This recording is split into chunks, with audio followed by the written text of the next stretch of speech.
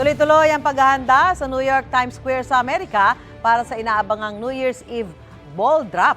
Yan at iba pang balita sa ibang bansa, papasada na ang UB Express overseas. 5, 4, 3, 2, 1. Happy New Year! Practice lang yan. Nanghahanda na kasi para sa selebrasyon ng pagsalubong sa bagong taon sa Times Square sa New York sa Amerika.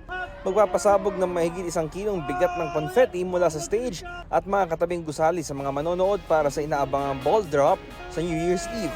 Kasama sa isasaboy na confetti ang mga sinulat na wish ng mga residente at turista para sa taong 2025. Kwento ng ilan sa kanila, nais nilang iwan ang pagkakaroon ng negative na pag-iisip, hindi stable na trabaho, bad relationships at pagiging tamad.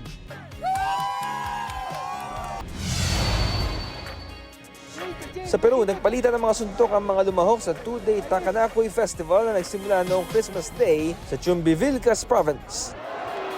Ibig sabihin ng Takanakoy, saktan o tamaan ng isa't isa. Taon ng festival ito kung saan nire-resolba ang mga hinaing at problema ng mga tao sa isa't isa para palakasin na kanilang relasyon. Suot ng mga nakiisa sa kickboxing style na festival ang traditional costumes.